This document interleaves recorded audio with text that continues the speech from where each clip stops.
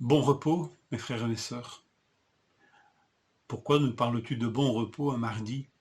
C'est un vocabulaire qu'on utilise le dimanche ou le samedi.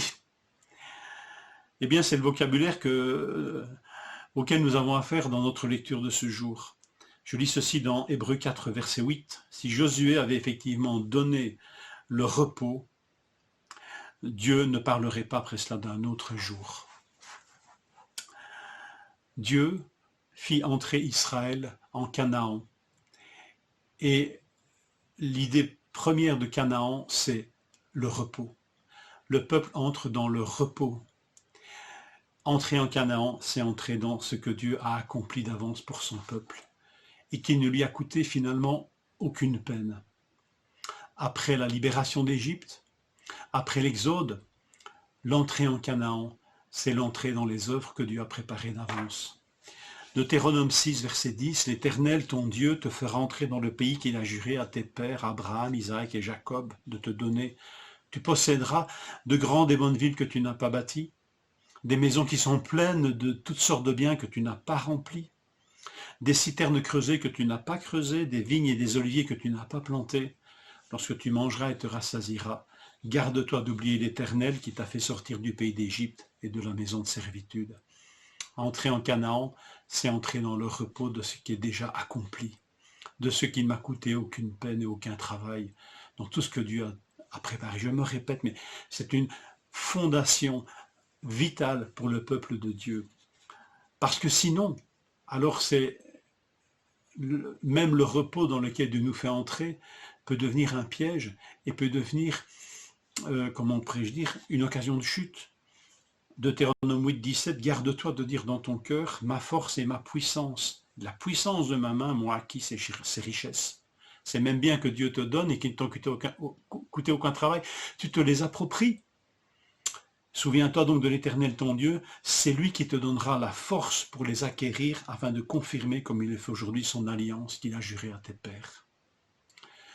Entrer dans le repos de Dieu, ce n'est pas l'inactivité, mais l'activité va commencer sur ce qui a déjà été accompli par Dieu, sur ce qui a déjà été rempli par Dieu. Et voilà, le Deutéronome, dès le départ, met cette base-là au peuple de Dieu. Tu entres dans ce qui ne t'a coûté aucune peine. Et pourtant, sur cette base, tu vas pouvoir travailler, tu vas pouvoir acquérir, tu vas pouvoir planter, tu vas pouvoir œuvrer. Mais tu vas œuvrer en relation avec Dieu, en dépendance avec Dieu, dans le repos. Ce n'est pas à toi, ce n'est pas sur toi que tout repose, sinon tu pourras tomber dans l'orgueil, la suffisance et finalement le vide, la vanité. Tu entres dans le repos de Dieu. Et quel message pour nous les chrétiens. Aujourd'hui, nous entrons nous aussi dans ce qui est accompli. Notre Sauveur, notre Seigneur s'est écrié, tout est accompli. Il n'y a rien à ajouter à notre salut, nous n'avons rien à y ajouter. Et pourtant ce salut ne va pas nous rendre, ce salut par grâce, ne va pas nous rendre inactifs, mais féconds. Mais tout ce que nous ferons, nous le ferons pour le Seigneur. Pas pour nous-mêmes, pas pour notre gloriole, nous n'avons rien à prouver, rien à ajouter, mais nous avons à porter du fruit.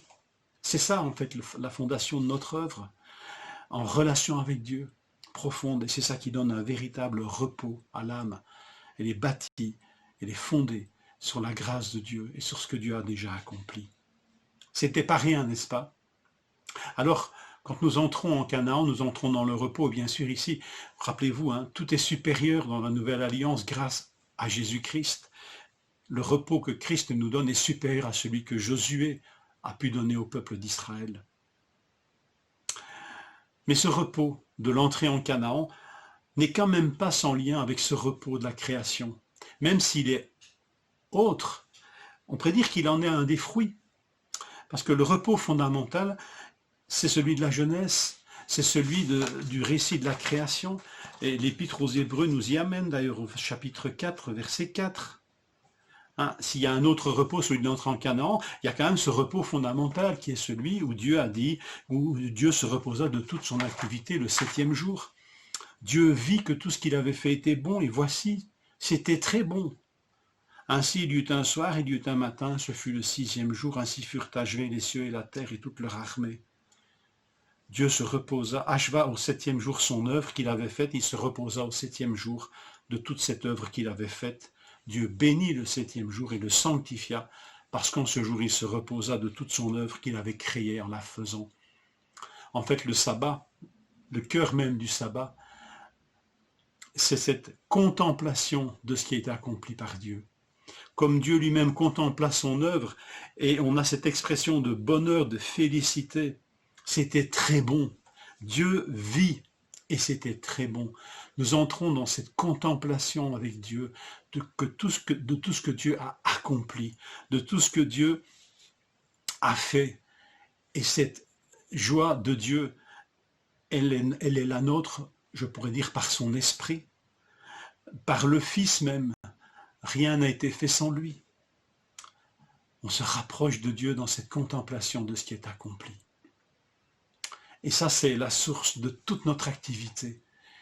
Nous pourrons être actifs, et le repos de Dieu est un repos actif, où l'activité du chrétien est une activité fondée dans le repos de ce qui a déjà été accompli par le Seigneur. C'est une force incroyable. C'est pourquoi Isaïe va dire et va rappeler cela au peuple de Dieu et nous le rappelle aujourd'hui. Ainsi a parlé le Seigneur. C'est dans le retour à Dieu et c'est dans le repos que sera votre salut. C'est dans le calme et la confiance que sera votre force.